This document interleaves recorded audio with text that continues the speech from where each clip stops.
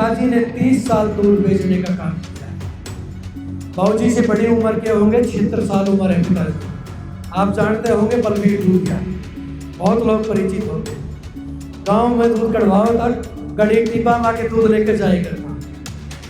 ये भारतीय जनता पार्टी में संभव है कि एक दूध बेचने वाले को बेटे को नगर निगम मानेसर से प्रत्याशी भारतीय जनता पार्टी अपना बना देती है।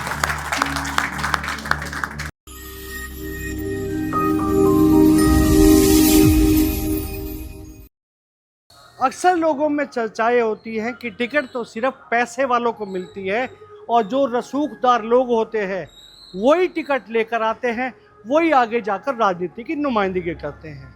लेकिन भारतीय जनता पार्टी ने एक दूध वाले के बेटे को टिकट देकर न केवल मेयर के लिए खड़ा किया है, बल्कि ये दिखा दिया है कि भारतीय जनता पार्टी आम आदमी को नुमाइंदगी का मौका देती है।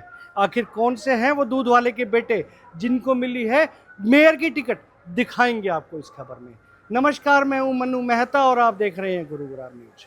अक्सर लोगों में चर्चा होती है कि जिन लोगों के पास पैसा होता है वो कुछ राजनीतिक दलों से टिकट लेकर आता है, क्षेत्र की राजनीति करता है और धीरे धीरे अपने परिवार को भी आगे बढ़ाता है।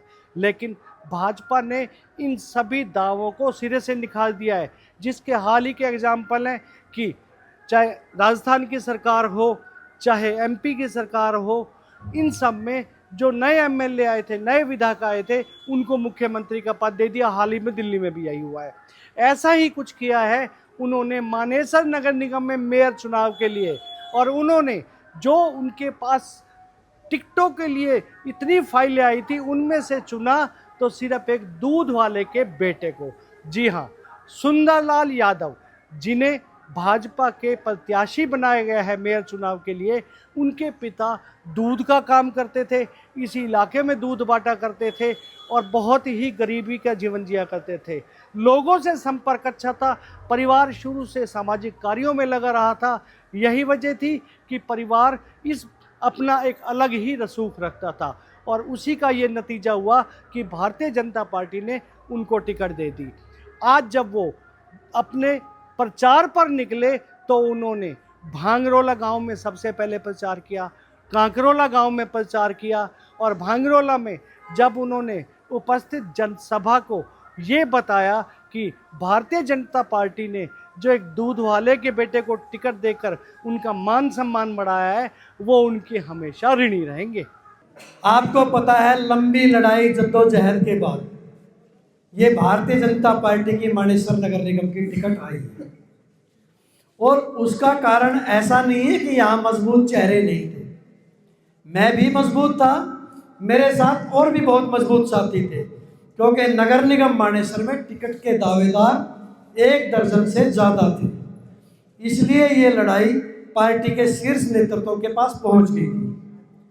मैं भारतीय जनता पार्टी के शीर्ष नेतृत्व का दिल की गहराइयों से आभार व्यक्त करता हूं कि भारतीय जनता पार्टी ने एक सामान्य से कार्यकर्ता को, मेरे पिताजी ने 30 साल दूध बेचने का काम किया है। बाबूजी से बड़ी उम्र के होंगे, 76 साल उम्र है पिताजी की। आप जानते होंगे बलबीर दूधिया, बहुत लोग परिचित होंगे। गांव में दूध कढ़वाओ तक गड़ी टिब्बा मार के दूध लेकर जाया करता। ये भारतीय जनता पार्टी में संभव है कि एक दूध बेचने वाले को बेटे को नगर निगम मानेसर से प्रत्याशी भारतीय जनता पार्टी अपना बना देती है।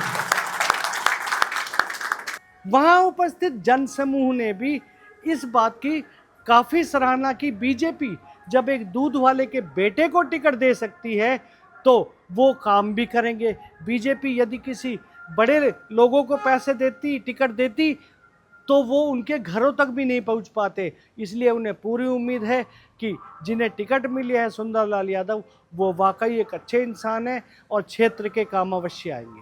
बीजेपी सुंदरलाल आए हैं, ये बड़े अच्छे आदमी हैं, नेक है, ईमानदार है और अच्छा लिंक है गांव से इनका और हम मजबूती से इनके साथ खड़े हैं। बीजेपी पार्टी ने दूध बेचने वाले के बेटे को टिकट दिया है, क्या मानते हैं? क्या चुनाव सही है? बिल्कुल सही है, बिल्कुल आदमी सही है, ऐसी कोई बात नहीं। काम कराने वाले हैं। नहीं, मन से ही है यार, तो कामयाब होगी बीजेपी।